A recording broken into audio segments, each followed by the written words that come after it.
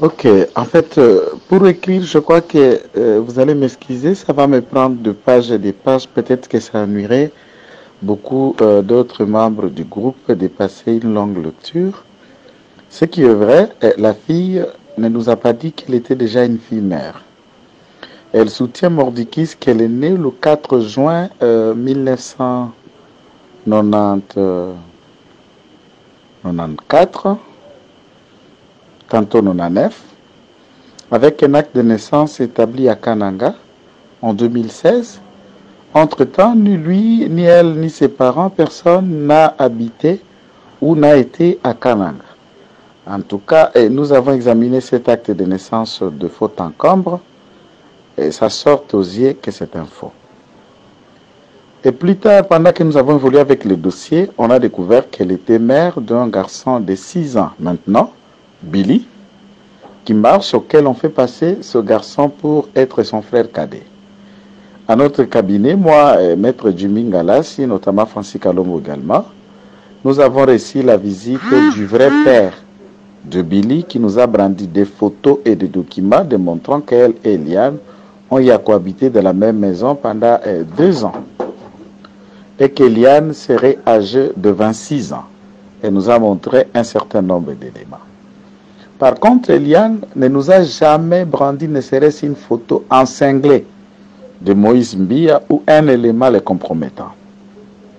Nous nous sommes accrochés sur une seule preuve majeure, celui de Maître Timbalanga, Maître Timbalanga qui est sur le boulevard à côté de BGFI Bank, qui est un avocat de Eric du groupe Nouvelle Télévision, mais également avocat de Moïse. Et alors, c'est cet avocat qui, avant que l'action commence en justice, négocie pour le compte de Moïse. Et dans cette négociation, il voulait à ce que la fille ne mène pas les actions judiciaires. En échange, on va lui donner quelque chose, il faut un protocole d'accord, il faut arranger à l'amiable. Et les juges, les magistrats se sont accrochés dans le fait que si Moïse ne reconnaît pas avoir eu des relations avec cette fille, pourquoi envoyer son avocat et que ce dernier prenait d'engagement pour désintéresser la fille sur une cause auquel il ne se reproche de rien. Ça, c'est un. Il dit que, je lis la fille, elle dit avoir été à l'église en 2016 et par le trichement de son fiancé qui est Moïse Christian Olongo, qui travaille à l'hôtel Fleuve Congo, j'allais dire. Ensuite, est musicien du groupe de Moïse Mbie. Ce dernier soutient et souligne que oui, Eliane a été sa proposante.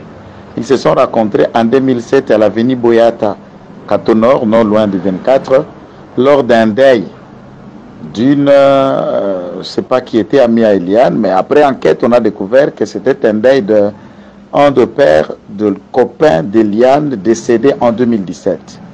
Le parquet a envoyé une réquisition d'informations à cette famille pour voir à quelle date et à quelle année il y a eu deuil, et c'est le jour de ce deuil-là que Christian avait fait connaissance avec Eliane. Ça saute aux yeux, le deuil a eu lieu au mois d'août 2017. Donc, Eliane n'a jamais été à la cité Bethel en 2016. C'est après cette rencontre avec Christian que, vers la fin de l'année des années 2017, que Eliane va aller à l'église cité Bethel à l'invitation de son fiancé. C'est comme ça qu'elle a commencé à fréquenter l'église. On l'a intégrée dans l'équipe de la rédaction du pasteur, ensuite l'équipe du service de la rédaction de ses livres et de ses prédications qui étaient traduits en bouquins, soit en CD, vidéo ou CD audio auquel on disposait pour l'intérêt de tous les membres de l'Église. Donc ça, c'est à peu près ce genre d'éléments. Mireille Mokane, par contre, pour Eliane, soutient que Mireille l'a aidé, l'a drogué et l'a conduit à l'hôpital pour aller avorter une grossesse de Moïse Mbie. Sans éléments, sans preuve, Eliane ne se souvient même pas où était cet hôpital, qui étaient ces médecins, là où on l'avait fait avorter, il n'y a aucune trace, aucune preuve. Alors, nous arrivons, on a convoqué le médecin d'un prétendu centre auquel Eliane a essayé de décrire.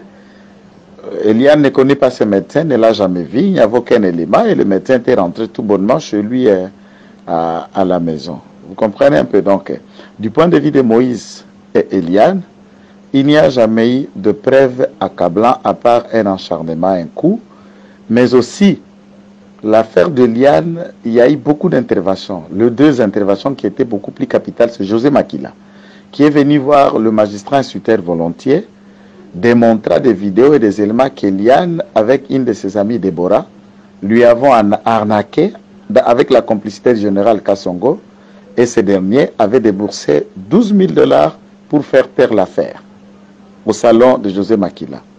Et nous avons discuté avec Eliane. Eliane confirme le fait.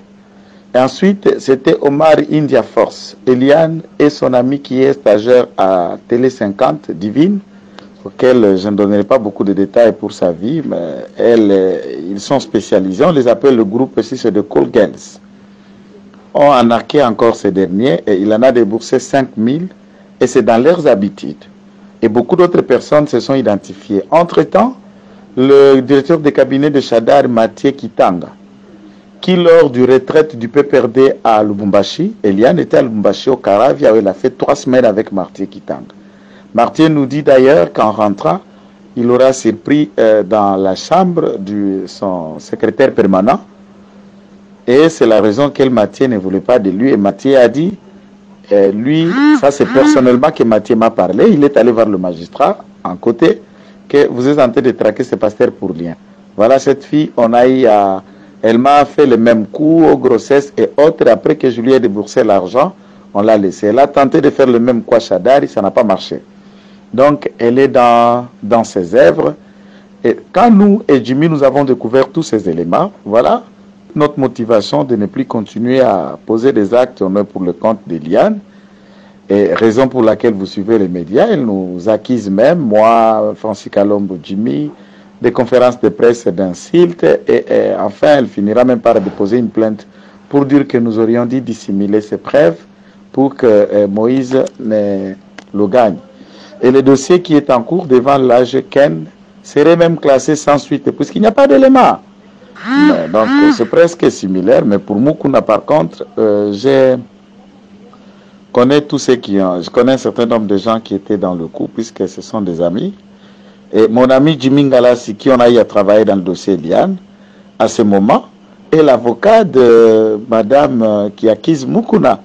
Et Jimmy est le numéro 2 de la Télé 50. Donc, allez-y comprendre de quoi il s'agit. Mukuna est face à Kabila, et voilà.